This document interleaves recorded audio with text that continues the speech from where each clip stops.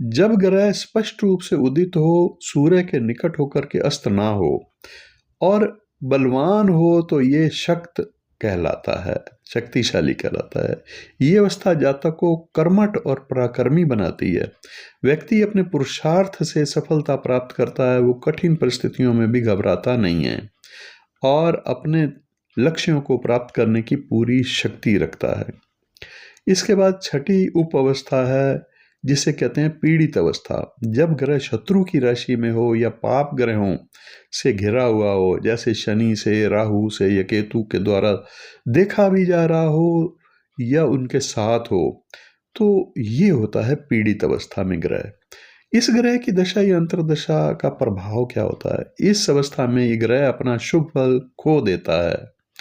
जातक को बार बार अपमान, असफलता और स्वास्थ्य संबंधी समस्याओं का सामना करना पड़ता है। उसके बनते हुए काम भी अंत समय में बिगड़ जाते हैं।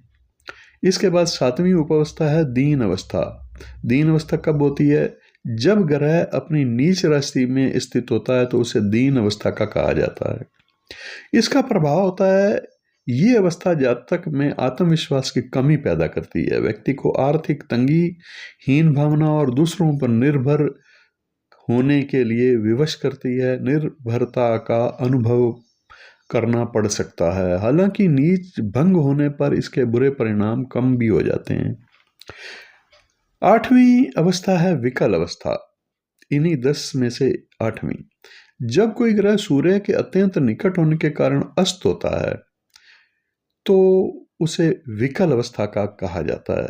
ये ग्रह अपनी दशा अंतर्दशा में विकल होने के कारण से बेचैन या व्याकुल महसूस कराता है।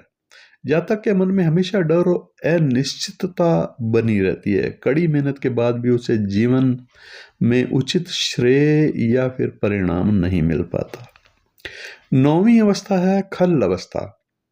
जब ग्रह पाप ग्रहों की संगति में हो या उनके अंशों में फंसा हुआ हो तो उसे खल अवस्था का माना जाएगा। इस ग्रह की दशा या अंतर्दशा का प्रभाव, इस अवस्था के कारण जातक के स्वभाव में कठोरता या स्वार्थपन आ जाता है। उसे बिना मतलब के यानी व्यर्थ के विवादों या कानूनी पचड़ों या गुप्त शत्रुओं के कारण परेशानियां उठानी पड़ती हैं। ये भाग्य में बाधा उत्पन्न करने वाला समय होता है। 10वीं उपावस्था है भीत अवस्था।